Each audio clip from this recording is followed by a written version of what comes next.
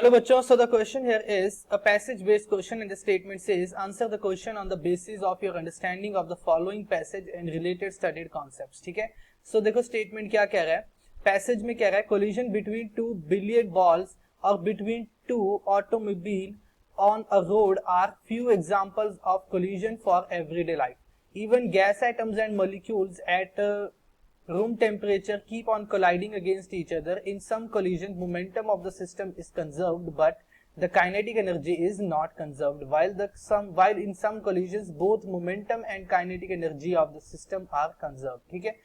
When two billiard balls collide to each other elastically, then their velocity of separation is equal to the velocity of approach. Similarly, in inelastic collision of two bodies, velocity of approach is less than the velocity of separation.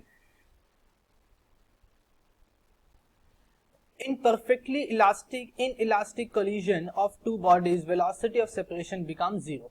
ठीक, सो देखो question क्या है, in elastic collision of two billiard ball, option A है kinetic energy is conserved, option B है momentum is conserved, option C है total energy is conserved and option D है all of the above. ठीक, so concept जो यहाँ use करेंगे हम, that will be of elastic collision. ठीक है, इलास्टिक कोलिजन का हम यहाँ पे कॉन्सेप्ट यूज करेंगे. ओके, सो देखो होगा क्या कि इलास्टिक कोलिजन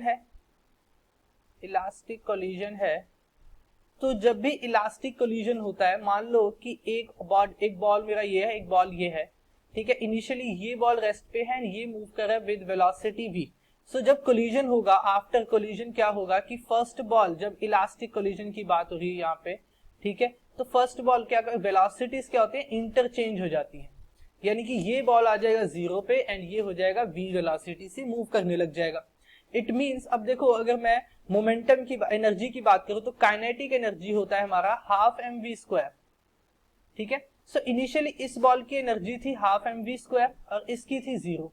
अब इसकी जीरो हो गई एंड इस बॉल की, सेकेंड बॉल की हो गई half mv square. It means की काइनेटिक एनर्जी क्या है, कंजर्व्ड हुई. फर्स्ट बस वो हुआ क्या कि एक बॉल से दूसरे बॉल में वो एनर्जी ट्रांसफर हो गई, यानी कि काइनेटिक एनर्जी क्या है, कंजर्व्ड है.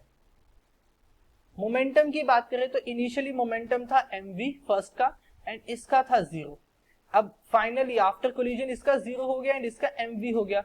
इट मींस कि मोमेंटम भी कंजर्व्ड रहा, बस वो चेंज हुआ from one body to another body. So momentum भी हमारा क्या हुआ, कंजर्व्ड. Momentum conserved. ठीक है, मोमेंटम भी कंजर्व रहा. नेक्स्ट पूछ रहा है टोटल एनर्जी. टोटल एनर्जी भी कंजर्व्ड है, बिकॉज देखो काइनेटिक एनर्जी, तो टोटल एनर्जी क्या होता है, टोटल एनर्जी होगा हमारा summation of potential energy and kinetic energy. तो पोटेंशियल एनर्जी तो ओवरऑल ही केसेस में जीरो थी एंड काइनेटिक एनर्जी क्या हुई, एक से दूसरे में ट्रांसफर हुई. इट मींस की टोटल एनर्जी भी क्या रही, कंजर्व्ड रही. ठीक है, सो आई कैन से कि ऑप्शन डी हमारा करेक्ट है, which is all of the above. So I hope you understand it well. Thank you.